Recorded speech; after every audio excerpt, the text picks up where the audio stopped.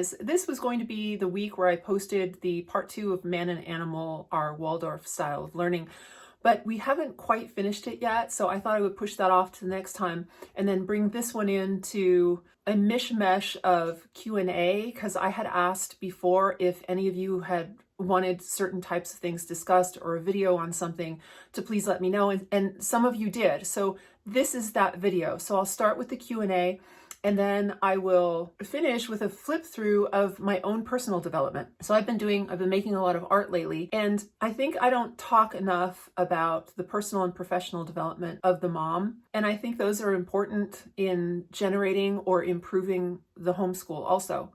Some of you are also working from home, or you're working outside the home and doing homeschool. I don't actually know how you're doing that. It'd be really interesting to know the details of that. I'm sure a lot of other people would be interested as well.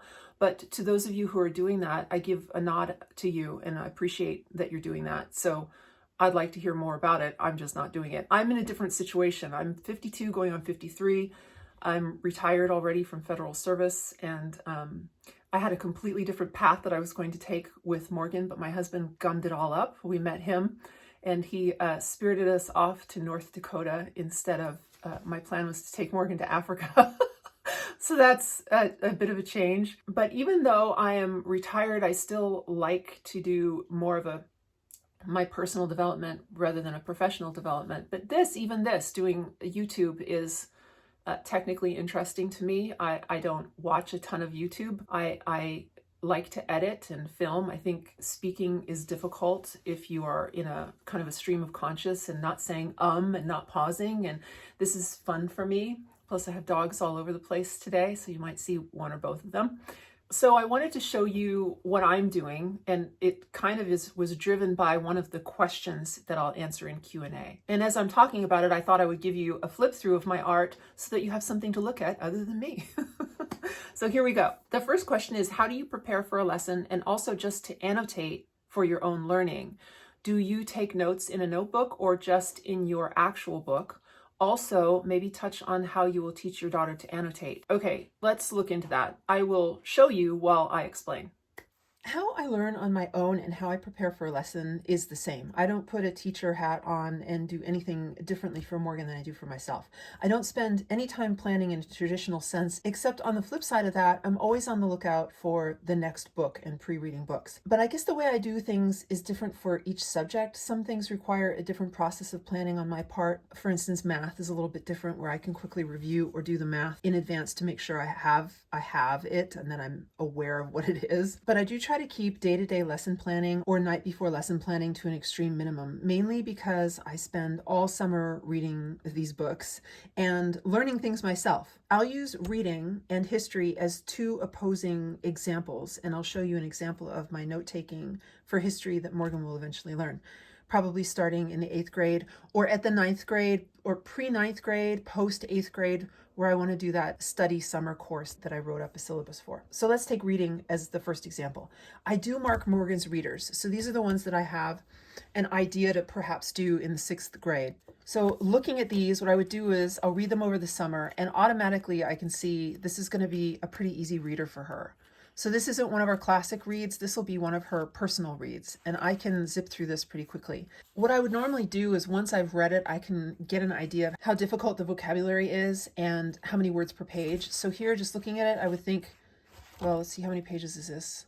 It's less than 200 pages. I would be willing to bet that Morgan could read this in a week on her own personal time.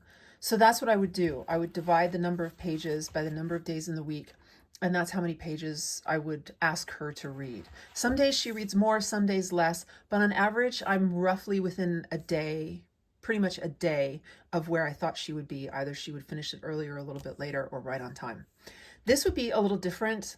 This is nonfiction, and I have not pre-read this one yet, although I know about the story. So I would review it to see, since it's nonfiction, maybe it's a little weightier in topic. Maybe it's a little bit more difficult to understand with the code, with the discussion of the enigma. And so then I would pick, okay, well, if she could do 40 pages in this personal read, then maybe I'll start her out with 20 pages. Or if they're short chapters, maybe we'll just go one chapter a day until I get an idea. Well, that's like really short. Yeah, so that wouldn't work, right? So if I said, just read a chapter a day, it would take us 30 days to get through it, and we wouldn't read a lot. So this is sort of helpful to pre-review stuff, isn't it? And then when I count pages, I don't count these pages. I really am pretty, so this would be 1 page, not 2 pages. So it would look like she would be reading a lot more, but there's a lot more to look at. And then because there's a lot to look at, this may take her a lot longer to get through. These images will help her contemplate things. And so I may need to take that into account, where perhaps she's taking this in and looking at the photos, asking questions. And so therefore, perhaps this book will take longer. And then this one, The Railway Children, is an example of what is probably a pretty easy read, except that it is older English. Perhaps not so old English that she'd have trouble understanding it, but the grammar would be different, or the way in which they describe things would be unusual to her. And so she might want to start out slower. What I've found is when Morgan gets a handle on the style of the author, she might be slow for the first couple of days, but then I'm really careful not to tell her, okay, we'll only do that much each day, because I noticed that she will pick up reading the 3rd, the 4th, the 5th day quite considerably. So I do take that into consideration as well. So I do mark Morgan's reader to give her an idea of where I think she should be. Let's just say page 48. So I would give her the book, talk to her a little bit about the author. We're going to start talking about the authors more too, especially since I really screwed up the fact that H.E. Hinton is a female author. That really bothered me that I made that mistake. And so what we're doing from now on, especially in the 6th grade, is understanding who the author is, the era in which the book is written, a little bit about the book, and then I will give her some amount of pages to read, tab it, and just hand her the book. That's pretty much it for her personal readers. Now for classics, and these are 2 that I read aloud to Morgan in the 4th grade. Our classics are always unabridged texts, and so these are much more complicated to read at a younger age.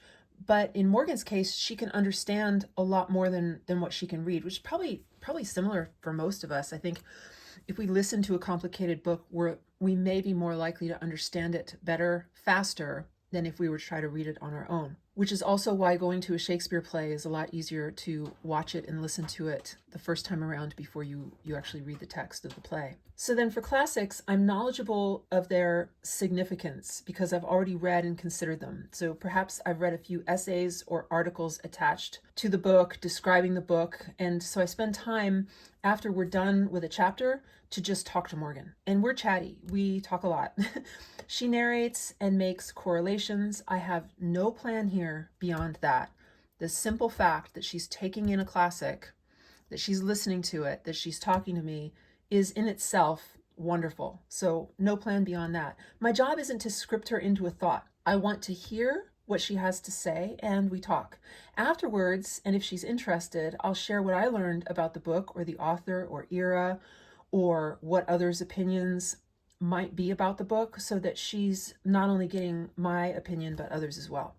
And I don't ascribe to the concept that a kid needs to pick apart every book they read, or that the picking apart needs to be strictly guided by a book study or Q&A. I thought I needed to do that, but about 3 months into the 4th grade, I dropped that idea. That's when the training wheels really started to come off for us in homeschool, and Morgan began reading more. Our discussions became less forced and more fluid and enjoyable for her, and I opened my mind to other ways of learning. So I allow Morgan to make her own connections, and I'm her guide.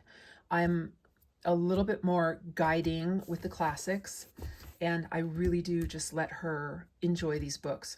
So we are always doing 2 books at least. We're always listening to, or I'm reading aloud a classic to her, and she's always got a book that she's reading. That way, if we are going slow in a classic, it doesn't bog her down as much because she's speeding through a reader. And I've found that annoys her less, that we're okay with taking a slower time in one book because she's able to zip through other books on her own in her own time. And that helps her idea of not getting antsy about it. History is another example. now we're into the story of the world. And I read her a chapter or two, and then we discuss. So she asks a lot of questions, and that makes the subject even more fun. I really like the look of this book. I don't have the blue one because we're actually in the middle of reading it, so it's somewhere in the house. But I like the look of the book, and they're very short chapters. Well, at least, let's see, this one might get longer and more complicated, because the idea is that each book, this is the first, we're reading the second, this is the third, and then here's the fourth. And I think they get a little bit more complicated, and the quizzes get a little bit more complicated because there's the idea that your kid, each year you read them, is a little bit older and can handle more. So here's what I do I don't prep here. I just read the story because it's really easy for an adult who is knowledgeable about some history to read the book along with the child and then work through the answers together or have them do the quiz on their own. In our case, after we're finished with the chapter, I give Morgan the quiz sheet for the chapter or chapters that we've just done, and she reads them aloud and works on the answers. So what I will do is photocopy one of the quiz beforehand, so I have it ready to give to her when we're done with the chapter. And then she'll read aloud and we'll discuss. So this is how we will then talk about, if we already haven't, she interrupts a lot actually. And I have to be really patient because it's not about me. It's not about me in the flow of reading. And that's hard for an adult. But she asks a lot of questions, which is super good. So I take that opportunity to stop and embellish on the story, give her more information that I know from my readings. And then when she's satisfied, she'll say, okay, thanks. And then I will move on. I'll begin to read some more. So that's how we tackle the chapter. And then this is how we continue our conversation after the chapter's done. She reads it aloud. We work through the answers together. I don't like to give her the answers. And so what I'll do is I'll give her the book and let her hunt for, or at least show her the page of where it is or where the answer would be in the book. And then she finds it and she fills it out. So that's not the end of it though. What I do is I photocopy, for instance, if she was doing this quiz, I would photocopy this 4 times. So she would do this on Monday, and then the next morning on her own personal time in the morning for her quiet study, because she likes to be autonomous, she will review this, and with a fresh sheet, she'll re-answer. If she needs to use the quiz from the night before that she filled out, that's fine. This is really about the beginning of note-taking. So this is assisted note-taking. That's how I use it. And she can keep this and use it to complete each day's quiz, the same quiz over and over again. It's repetition. It's pure repetition and bringing the story back into the front of your mind. Then on Friday, the idea is when I give her the original sheet, she will take these and be able to answer them quickly, and that's it. That's it. The idea here is the more she does this, she recalls the information better. And honestly, if she forgets, and we all do, we don't remember everything we read. Our brain doesn't work that way. But because we do it this way, and we really focus throughout the week on this portion of information, then the idea is we will finish with these all by the end of the 7th grade. So then in the 8th grade, these become her personal readers. So she is then, that's her world history in the 8th grade, plus the other book that we have. And this is what I would think that she could do then on her own. And then we can do the quizzes pretty easily, or I can give them to her and she can go through them faster. But the idea of the history in the 8th grade isn't to give her a grade to, tell her she got 70% or 80% or 90% on the quizzes. These are simply used to help her remember information. The grades come in the 9th grade. So high school history will look more like this. I'll show you what I've done. To show you what I intend to teach, I read a chapter in a history book, this one by Eric Foner, and I think this will be the one that we actually use. There's volume 1 and 2, and then there are a couple of original texts readers that is attached to each one of the, actually I can just show you. There are these two. So this is, the documentary history is original documents that you read along with the chapters. So when you're reading chapter 7 of the history book, you then read chapter 7 of the original documents and go from there.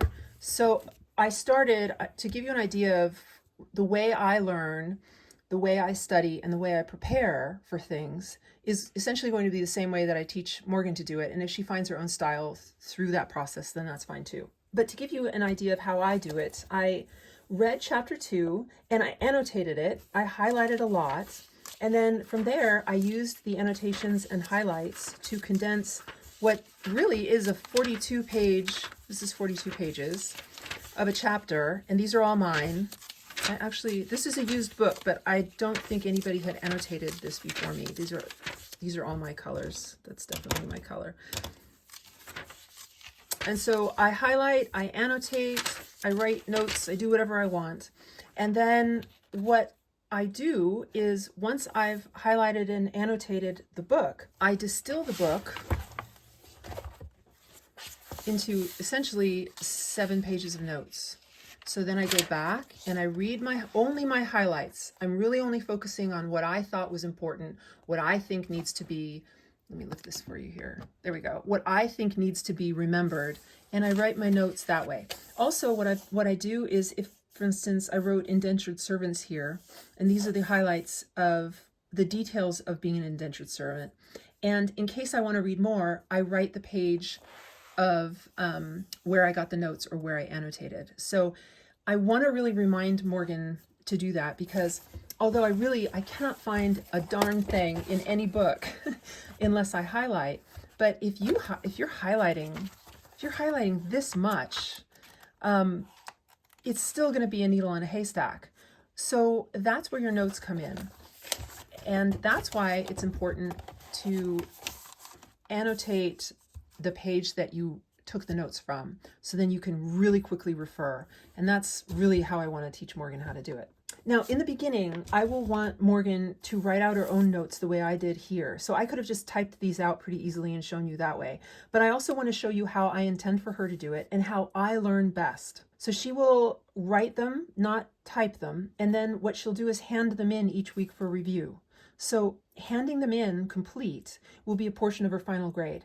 For instance, if we do this in the 9th grade, that'll be a portion, I think it's like 10% of her final grade or something like that, just handing in her notes so that I can read them. Also, what she writes in her notes will help me generate quiz questions for open book quizzes. We will likely do a lot of open book note quizzes or open note quizzes and open book quizzes in the 9th grade to really get her going on the idea of note taking. The quizzes may be verbal at first, because I think verbally defending your answers is a massively effective way of remembering something. So 42 pages, 42-page read. I tried to read at the speed that I would expect her to read. So I read the 42 pages and I completed the notes in a week. So I gave myself, I think, 3.5 days to read the book chapter, and then a day and a half, a couple hours each day to go ahead and go through and write 7 pages of notes on that one chapter.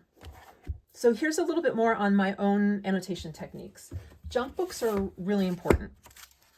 And I use junk books. Right now we're in fractions, and I'm using my junk book to show Morgan fractions or to work out fractions.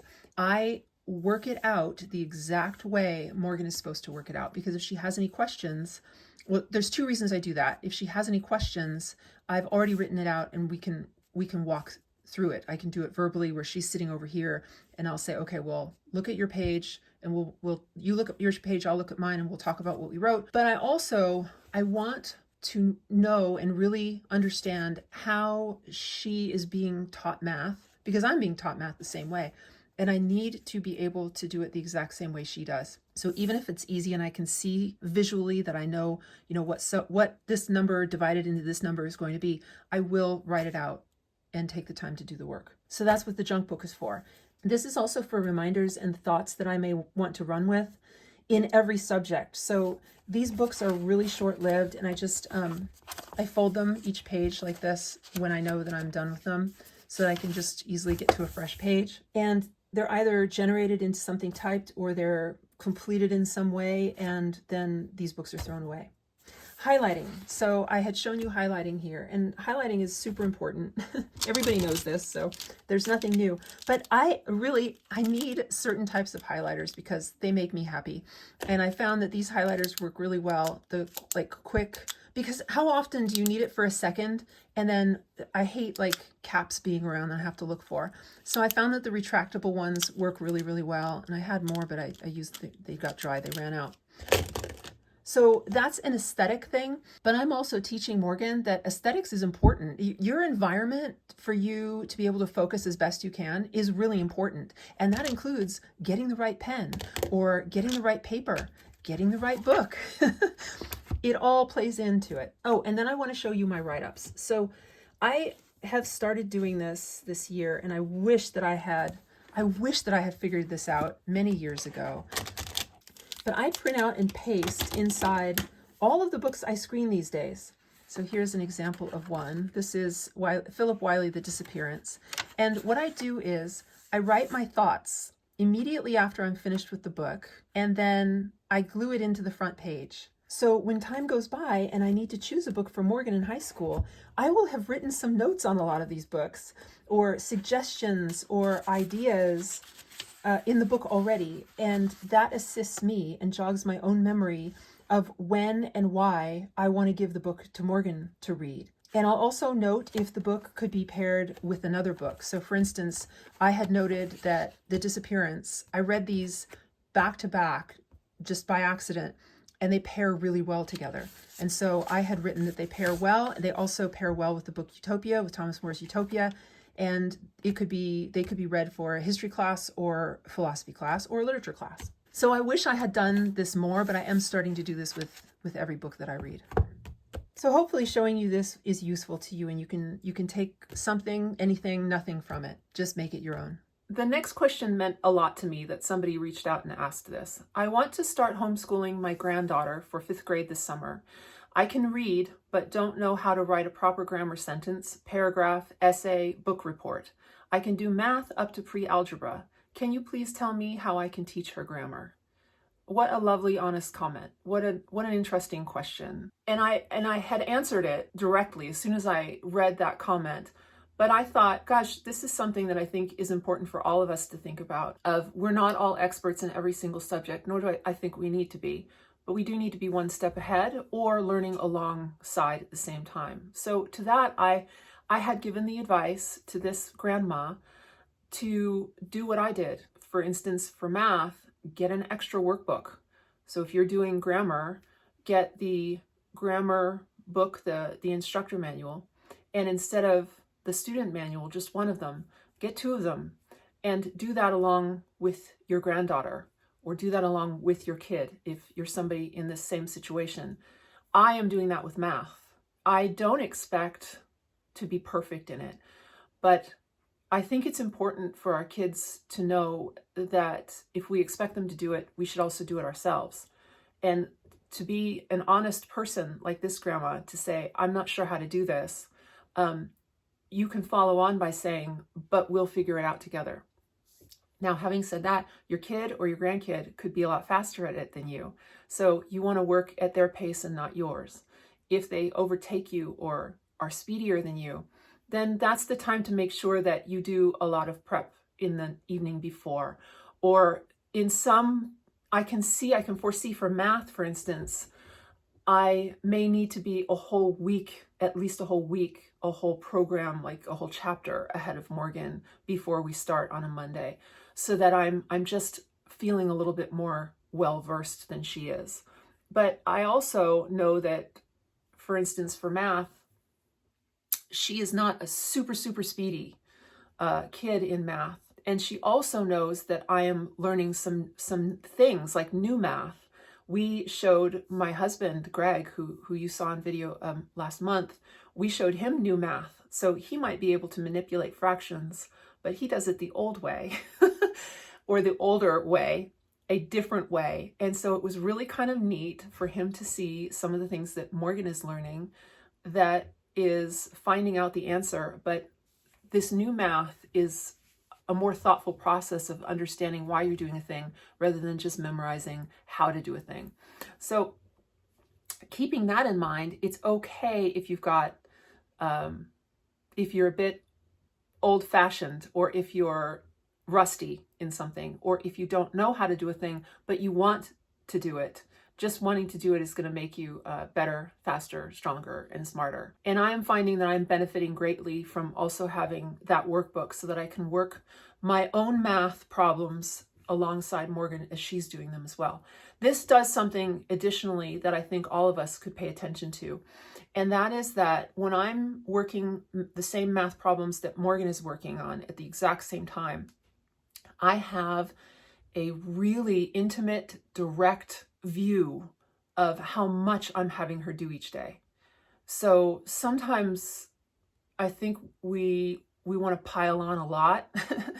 And if we did that amount of work that we expect our kids to do, it's easy giving work. It's a lot harder. It's another thing being on the receiving end of that and doing the problems.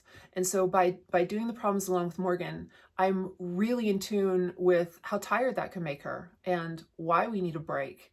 And so that's just something that I realized as not only a homeschool mom who needs to learn along with her daughter as she goes along in math in particular. And I know the grandma asked for grammar, but I think that's the same. It's kind of the same concept.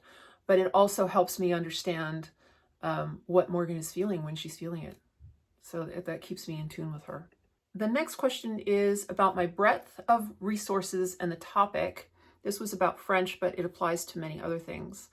The question was, what are your best tips, even knowing what to search for? So French is a good example, though, because it does make you think a little bit differently. And that is, I found out the hard way after doing this for too long. I was looking at American websites or English-speaking websites. And one day I decided, well, hang on, there's got to be an Amazon.fr. There's got to be an Amazon for China and an Amazon for Russia. So I went on Amazon.fr and started looking for children's books, easy to read, easy readers, and not typing in French books, easy read French books, because what you do if you do that and you search for easy read French books on a .com website, you're going to get a lot of junk that's made by a English-speaking person with the wrong thought process behind it, or it's going to be really simple and not promote further learning, not promote fluency. So I went on to Amazon.fr and looked for easy readers for kids, and immediately got a whole slew of obviously what I was looking for. Now, then I went to the .com and typed in the exact name of the book and author's name, and the book popped up immediately. But if I just search for it, if I use the same search query that I did for .fr on the .com, I wouldn't ever get it. So the idea of kind of thinking beyond your own borders when you're looking for something, it's my question that I frequently ask myself is, okay, what else? Because for a couple of books for Morgan's Ancient India that we're doing for next year for Ancient India lesson for Waldorf, I ended up in conversation with a small bookstore in Hyderabad, India, because that's where the book was that I wanted. And then that it opens more doors. The more you look in that direction and the more you think beyond, okay, that's what everybody is doing.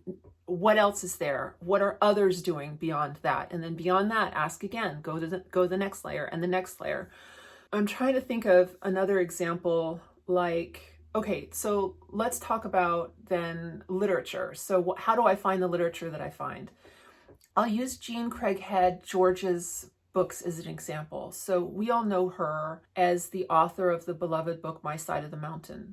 But I got tired of looking at that. Everybody else was reading it. There's nothing wrong with everybody reading it. But when that happens, I personally start to ask, well, what else has she written? Is it just like one book? And it turns out she's written a ton.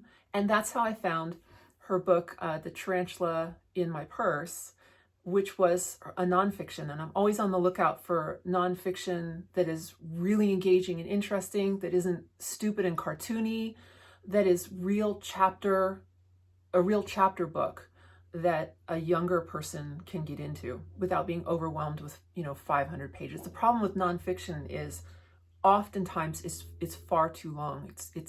I'm not going to give Morgan a nonfiction book that's 700 pages long. It's just crazy. So those are hard for me to find. But that's one of the ways that I find them.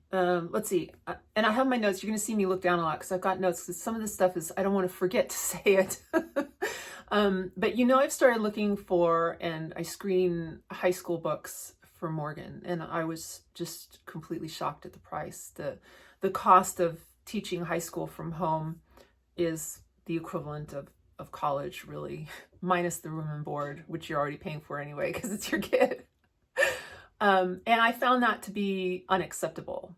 They also don't have flip throughs, as if there's just a given that you're going to have to buy the book, and whether you like it or not, this is what you have to learn and this is how you learn it. There's no thought process put into high school texts of there being an opinion by an adult other than an institution. And I think that's a huge error. And I think that's what makes high school textbooks in general really boring. And also, I think no one in their right mind is going to pay $250 just to screen a book, no matter how much money they have. So I asked, all right, what else is there? So I started by searching.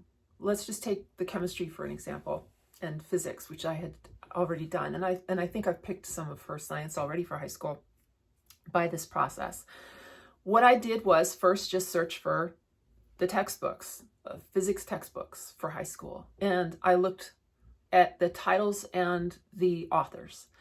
And then I started to look beyond that of who's using those textbooks. Why are they using those textbooks? I have gone on and frequently go on the homeschool websites or the remote learning schools, and I look at their syllabi. So not only do I see, okay, they're teaching physics or they're teaching AP calculus, what book are they using to teach it? And then once I have that information, I do a search on Amazon and thrift books for the book. And you'll see on Amazon, for instance, it'll be $250 for the book. But if you look, there's an option to choose used books on Amazon. And I'll click on that and it'll give you, for instance, somebody's using the 12th edition of calculus on one of their schools. Well, what's wrong with the 11th edition? What's wrong with the 10th edition? What's wrong with the 5th edition? And I do look into that. I do want to know, well, what is the difference? In one example, I contacted the author. I want to know what the difference is. But you will find a considerable drop in price the further back you go in editions. And I can show you our history as well, because Morgan's American History Anthology, to cover like US history in a block, to give her a quick overview, is $25 total, as opposed to it would have been over $200 for the books, because I bought the second and third edition instead of the 7th edition. So I like to go back as far as I can while still finding used books in excellent condition that don't have, usually when they're updated, especially with history, there might be some things that they really needed to add in, like more in-depth reasons for a thing, or adding in different newer politics or something. And I might not care about that, or you might. So it's kind of up to you to determine that. But for the most part, I want the book physically. I want to buy a really cheap version of that book first. Maybe I want the newest edition later. Probably I won't. But I want to buy the cheap edition first so I can get my hands on it and flip through it. Because chances are the makeup and the kind of the type of it, the drawings, the way it's presented on the page isn't going to change. That's not what's changing really in the books. It's, one is to get you to buy new books. That's why they're doing it. 2 is to correct any small errors, which by the 12th edition there wouldn't be. 3 would be to add new pictures or more updated pictures. All of those things don't affect the content, or at least you should make sure that they don't, but for the most part they don't. I hope that gives you an idea of how I do my research and why. The next question is, why did you choose Math UC? That's funny. I've got some videos on why that is. And it wasn't so much that we chose Math UC specifically, but we chose a mastery program. And at the time I didn't really articulate it, but I was kind of in emergency mode. Last year in the 4th grade, around October time, Saxon 5-4 was not working. It's a spiral, and we were spiraling. we were really circling the bowl there for a while. And I realized that there's nothing wrong with Saxon, but it was not the system that was going to work for Morgan's learning. And I knew that I needed to find something. I didn't even know what that meant because I didn't know the difference between spiral and mastery. And in fact, many people who use spiral don't explain mastery very well. There are some assumptions. I like to think that because we've used both, I can understand both sides. Mastery isn't any less useful, and it does review. In fact, out of the 7 pages per week for essentially a chapter in Math UC, there are 3 front and back pages of lesson practice of the new thing. And then there are 2 pages, so then you've got another 2 days if you want, of that practice plus review. And then there's an extra page, front and back page, for application and enrichment if you want to think out of the box a little bit more, which also brings in review. So if you are talking to somebody and they explain spiral as in it does more review or it's more robust, spiral isn't more robust. The program that uses spiral can be robust or weak, or target a certain audience. If you have learners who are having trouble with math, then you might want to not use a certain type of company that uses a spiral. But the spiral and the mastery are ways of learning to retain information best for that child. One is not better than the other. So there are easier programs, there are simpler programs, there are more complicated programs, there are programs for your genius student, but that doesn't have anything to do with spiral and mastery. Once I realized that, and I was in emergency mode of, I need to do math and I need to find something that really works for her. It's not, I don't want it to be easy for her. I want it to work for her. I want her to know the language of math, and we weren't getting there with spiral. So I just jumped on the first one that I saw that had enough reviews to help me understand that this is going to work for at least the next few months while I continue making sure that it's what we're going to need. And I'll keep searching if I need another type of math program. But I wanted to do it quick. I wanted to figure it out in the 4th grade and be done with it, to not question, why is my kid having trouble with math? I needed to answer that question immediately, like as fast as I could. So I did, and Math UC, I got lucky, and it happened to be the system that has worked for us and continue to work for us. We will continue to use Math UC until we've got Zeta coming up. Morgan's in the middle of Epsilon now. She finished Gamma in, she did Gamma in 1.5 semesters, because we're kind of moving quickly because some of it's review from her public school years. And now we're getting a little slower because we're catching up to where now she's learning newer math. So we went in a 1.5 years, we went from alpha, we started at the very beginning, alpha, beta, delta, gamma, epsilon. So we will have done 5 years of math in the 4th grade and the 5th grade. There was a reason for that, and a lot of it was really quick catch up and review, but you'll see us starting to go slower and slower. We won't finish Epsilon this year. We will finish it in the 6th grade, and I suspect we will finish Zeta in the 6th grade. And then we will have everything that everybody else had up until that time before pre-algebra. So at that point, I'm comfortable making the decision to stick with Math UC if we want, or try something else. And I don't know the answer to this. Here's a question for anybody who might know better than me. Just because my kid is mastering now doesn't mean that they can't do spiral later, and vice versa. Maybe with that core foundation of all of the things she needs before pre-algebra, what if I tried something else completely different? It wouldn't have to be a mastery program. I don't like, in this regard, especially for math, I don't really want to use Morgan as a guinea pig. I use Morgan as a guinea pig for like tons of other stuff. And we learn along the way for fun. And that's what keeps it fun. And that's what keeps us learning. I don't know that I want to do that for math. So if anybody's got an answer for switching, have you switched from mastery to spiral, just to see if spiral is more interesting as we get older, because Morgan will be heavily into her tween years. Her brain is working differently. We all know that some things that kids are not so sharp in at younger years become an interest to them later, and vice versa. So given that, if you stick other things into that equation, would it be true that Morgan could move into any math after that? But for sure, because of my long-term math plan, for sure she will be in pre-algebra in the 7th grade. No matter what that pre-algebra is, she will be in pre-algebra. And we can take, what I'd like to do is take that whole year to, maybe we'll do Math UC pre-algebra and begin to phase in something else if we want, especially if she wants to go in a more math direction. I don't know. But that's kind of a twisted explanation and a little bit of history behind Math UC, both why we chose it, why we continue to choose it, and what we may or may not do with it later on. My next question from you guys is, how do you decide what goes into your art portfolio book? Thank you for that question. I don't decide what goes into my art portfolio book. I mean, of course, ultimately I do, but it decides for me. When it comes to anything creative, I really let the process dictate what is created.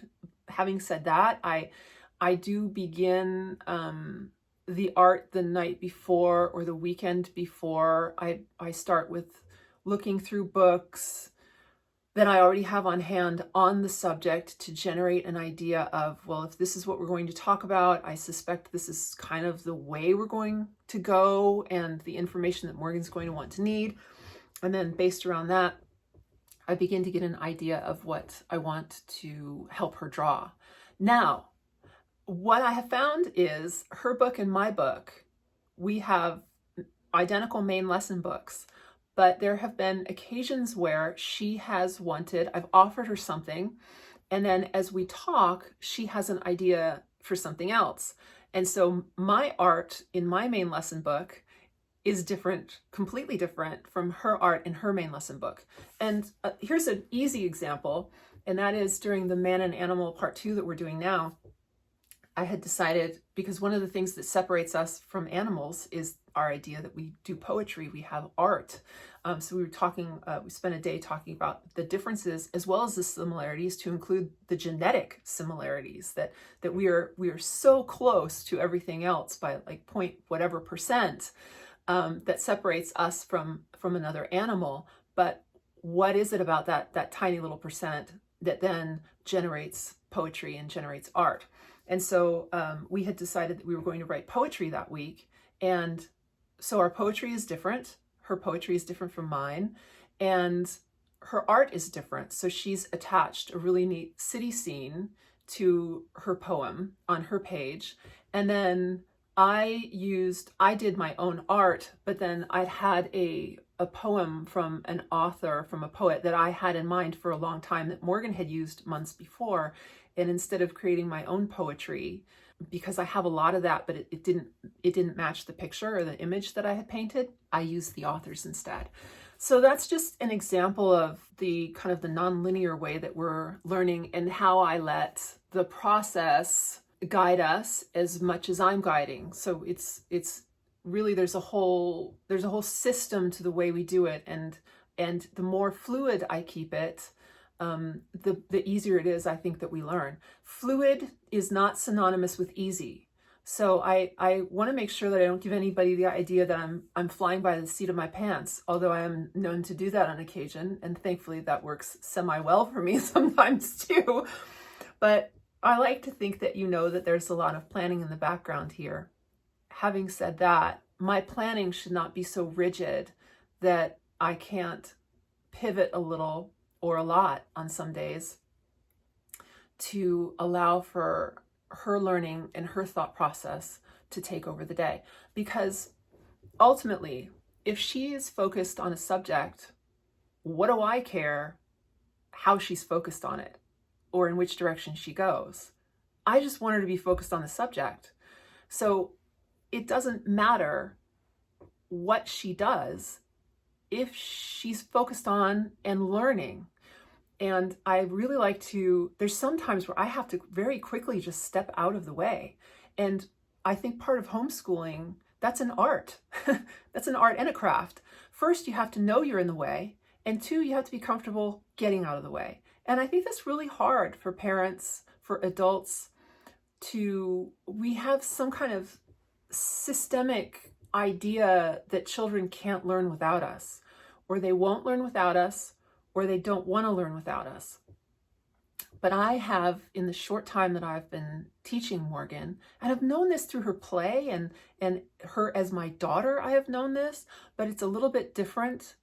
It's a little scarier when there's her education is on the line here. But what I have seen is when I know how, when I become more humble and less arrogant and less sure that my way is the only way, when I see her engaged in something and I step out of the way, that's where, I mean, she learns a lot with my direction, but she learns better with her own. And as long as she's going in a direction that benefits her education, who am I to judge that?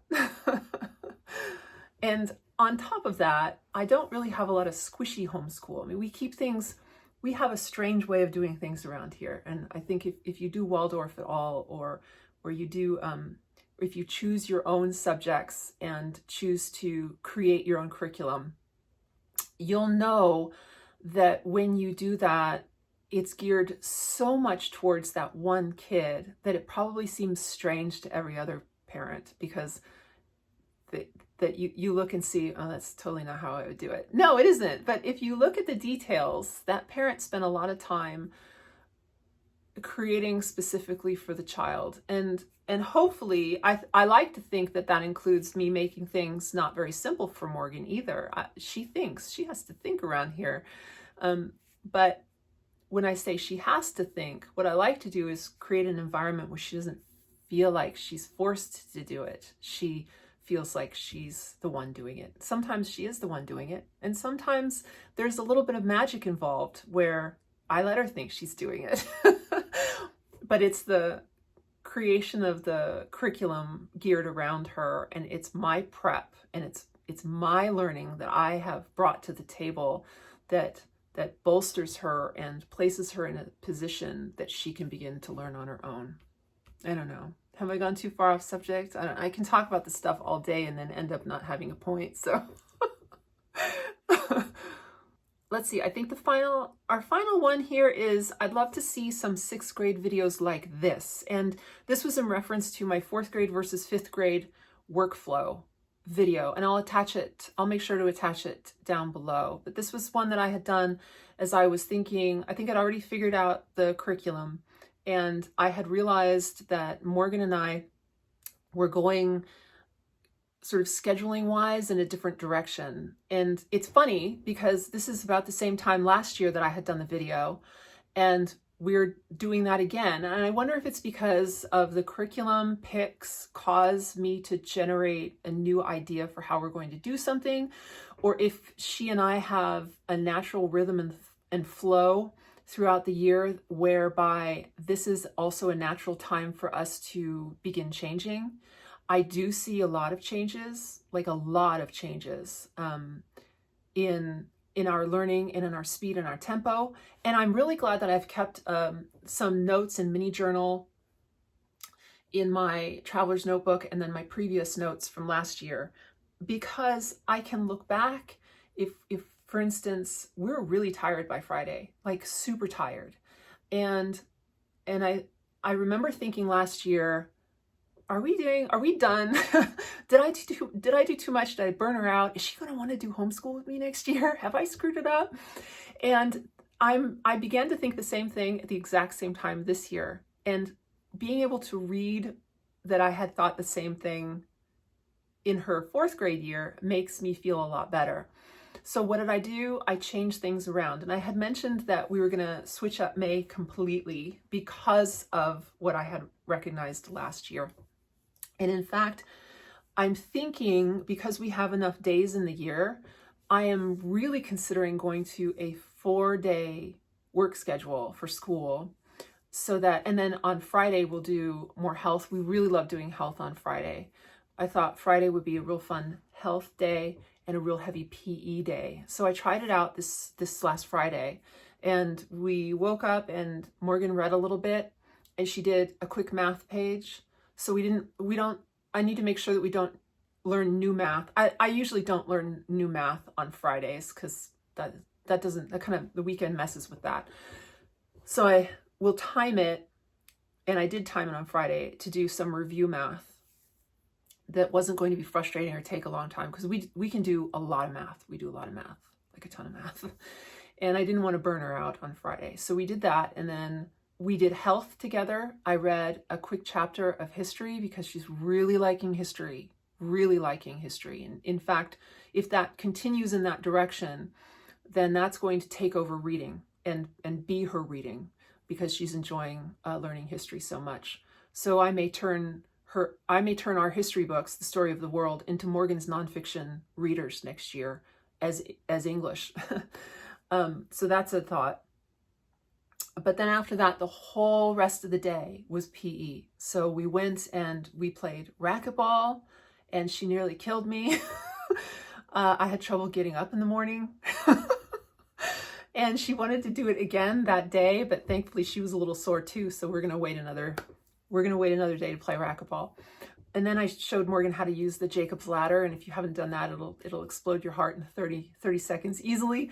And so we did a lot of those things together, and that may be what we do for Fridays, and a lot of sports and a lot of getting outside. Plus, I know every kid, when it's nice out, I don't know what you guys do with your kids in Florida, because every day is a nice day, unless you have a hurricane.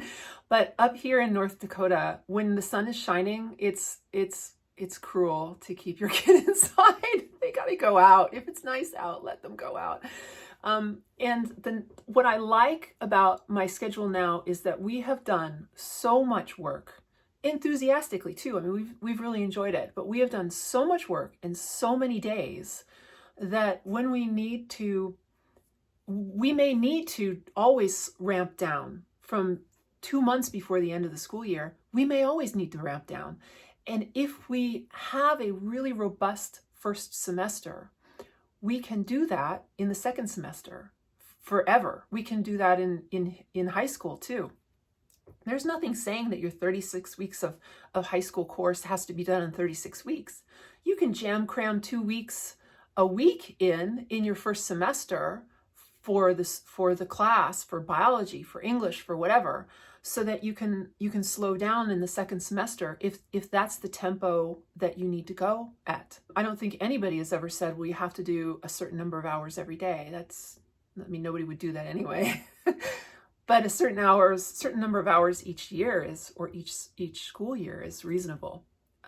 So those are the things that I'm thinking about. Another thing, a change from 4th grade to 5th grade, was that in the 4th grade we were doing poetry memorization, and in the 5th grade we write poetry. So we write a lot more rather than reading other people's poetry. And I like that better. I like the idea that Morgan is creating her own work, and we can always go back and forth and morph. But I was really heavy in memorization last year and reading other people's poetry, and this year we're really into doing our own. Also last year, Morgan around this time had explained that she wanted more autonomy. She wanted to be able to do more school on her own and learn on her own. We cannot do that with math. It doesn't work with math, but we can do that with a lot of other things. And so I had done that with grammar with her, so she could do Fix-It grammar on her own, but not lessons for the well-trained mind. Level 4, she needed me to do that with her. So there were a lot of things. Her creative writing she can do on her own. She can do her warm-up math all by herself. So the more I can give her, if she wants to do that, the better. And here is an example. This year, French, she's doing the Well-Trained Mind Academy French 1B this year, and next year she'll be in French 1, because I really needed we live in a language desert here, and I really needed a native speaker for Morgan to learn from. And so I chose that school, and she's loving it. So I don't even have to ask her if she has homework. She loves doing her homework. She does it right after her class.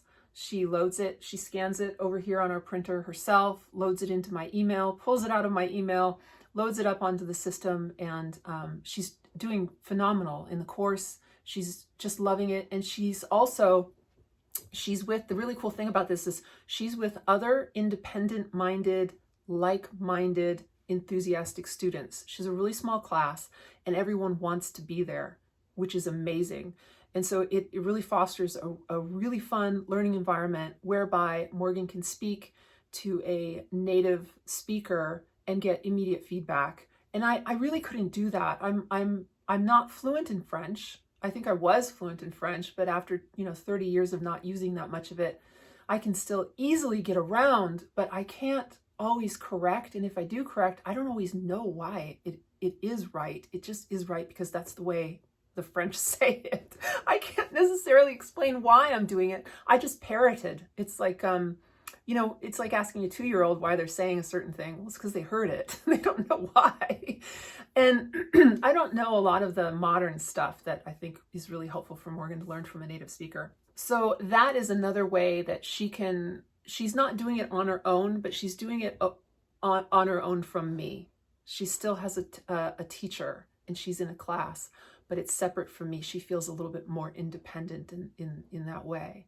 And I encourage that. So I think it's kind of cool. Also, let's see, some differences is we started going to plays, and I had wanted Morgan to do a Shakespeare this year. And I decided instead of reading a Shakespeare, I found a Midsummer Night's Dream playing in South Dakota. So we drove down there because I thought, well, you know what? I could really kill Shakespeare for her if I made her read it with me. Midsummer Night's Dream is not my favorite. In fact, it's my least favorite of all of Shakespeare's. It's the end of the play that I really hate. But I took Morgan there, so we went overnight. We stayed in a nice hotel. We went out for sushi. We did things that we don't normally do. We eat stuff we don't normally eat. We walked a ton. And then in the evening, we got dressed up and we went to the play. She loved it. She also hates the end of Midsummer Night's Dream, but she loved it. So now and we read a book on Shakespeare. So we read a book about his life, so a nonfiction there. But I did the right thing by taking her to the play. So sometimes you need to see it in the form in which it was intended, and then she can read it. So that's on our list. We've done 4 plays this year so far, and we have one more. So we're going to go back to South Dakota soon, and then there's a play playing in Canada.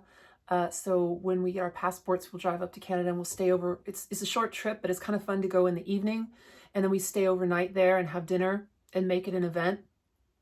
And then in the morning we have breakfast, and then we come home.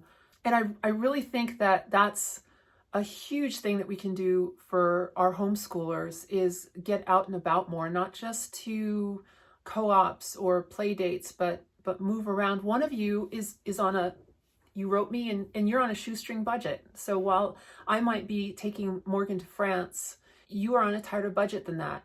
And we had talked back and forth about what else to do. And one is camping. There's a book that I had referenced. I think it's titled 3 Days in a Canoe, about a mom with her 2 kids and the mom's sister, the aunt, taking them all on a canoe for 3 days. And they roughed it. They pulled everything out of their garage that was already there for free. In this way, you don't have to canoe. Maybe you just want to put your shoes on, put some hiking boots on and go. Get a cheap tent, have a tent in your garage, or find a really cheap tent and rough it. It doesn't have to be, you don't need the $500 Yeti. Don't do that. But get out and leave for a couple of days and don't spend any money, but except for gas money, but pack, bologna sandwiches. I lived on bologna sandwiches and peanut butter in the 70s. I'm pretty sure that's the only 2 things that I ate when we were out and about. That was it. You got a bologna sandwich and some peanut butter. But do that, and it doesn't cost anything, but it gets you out, it gets you exploring. So looking forward to the 6th grade, what will be different? We will definitely lean into more history. Morgan is really enjoying that. And so I'm adding in American history with the children's version of Howard Zinn's U.S. history. We're going to read that together, chapter by chapter, and then we'll keep with the story of the world. We'll finish those. Another question was, why so loose of a schedule? Our schedule is really loose. It doesn't feel that loose when you do it every day. and it's a serious routine. And I think one person's, I think when you look into somebody's style, that may appear too loose to you. And when you do it every day, you do it seriously, while we're kind of fluid with how we're doing things within our day, or maybe Morgan doesn't want to read in the morning, she'll read in the afternoon. I think that's what we mean by loose. It's no less serious per course, and it's no less robust per course. And that just works for us. And if a loose schedule freaks you out, you definitely don't want to do that. I would say, hopefully you'd be in tune with your kids. Although, if you've got 6 kids, they could all be a complete array, and you cater to one, and then that means you're not catering to the other. I don't have an answer for that. You moms with loads of kids, my hat to you. I don't know how you do it. But my mother was part of a large family, and she just laughs when I say that, because she remembers nothing but good memories and fun times. Sometimes it was chaotic and sometimes it wasn't. But her opinion was it was never chaotic to them. There were 6 girls in the family, and it was never chaotic to them. But she remembers some of the boyfriends coming over, looking around, getting kind of overwhelmed with the goings on in the living room. So that's kind of funny, because one person's loose schedule, it may not be that way when you're actually in there doing it. But we also, even though we have a loose schedule, we don't do a little school. We don't do a little bit of school. We do a lot of school, even if we have a loose schedule. And I think what I'll do now is I'll stop there, and I'll do the flip through of my art that I'm working on, that I have done, and then continue to talk to you and give you some thoughts while you have something else other than me to look at. Art is a subject I always wish I understood, particularly abstract art. I've been drawn to it since I was about Morgan's age. And until college, I never really had a class in any art. Now I'm really free to investigate it. I always knew it was difficult and hugely underappreciated. I think that's also why I like it. And as a homeschool mom, I have the opportunity to show Morgan at a young age how important visual expression through media can be. I don't want her to ever say disparaging things against people who throw caution to the wind and try to do something others look down on or think it's so risky that it's not worth even trying. People who make art and have the guts to put it on a wall for others to randomly discriminate have a special place in my heart. And for the same reason that I believe math is so important for Morgan to keep learning and not be yet one more girl who puts herself down for her analytical and computational abilities, I want her to know the arts not as only beauty, but in its technical properties and level of difficulty. No one gives an artist a B+. They're either an A or an F. And this all or nothing idea of what good art is, I suspect comes from people who never learned to appreciate it. It's kind of like broccoli. If you don't introduce it, chances are your kids aren't going to eat it. They can't consume what is not on their plate. And so by me making art and showing Morgan all the types of papers and painting mediums, fixatives, understanding the importance of handling professional paints with various chemicals in them, not to mention composition, value, balance, color, style, history, she can grow up and go to a museum and love and appreciate every room she walks through. I think art opens mental and physical doors and widens our aperture to accept others. It also shows my kid that I have the guts to just do it and worry about not the outcome as much as enjoying the process. When I make art, my kid makes art. She wants to sit with me and create. Lately, she's been showing me how to draw people. They are really difficult for me. And so this sketch of her standing on the tennis court waiting for her partner made me really happy because I tried. I tried because Morgan said I should, and we should do difficult things because others don't. Sometimes that's the only way to win, to be the only one who wants to show up to do something hard. It makes me proud to see my kid begin to do the same. So if you want to try something but feel stupid doing it, you should know that most everyone else feels stupid doing it too. Until just one day they quit feeling that way. If I'm willing to put it on a video, hopefully that boosts your confidence to pursue your own personal and professional interests and quit feeling stupid about it. Women must support other women, and so I support you. I hope this video helps give you either some ideas or help you realize that your way is the best way, or maybe you want to tweak it. I'm so interested in helping homeschool moms be the best that they are, and strong homeschool moms being even stronger. And I want to be a part of that cerebral discussion of what it is to be a professional homeschool, even though they all look so different. Thanks, you guys. See you in 2 weeks.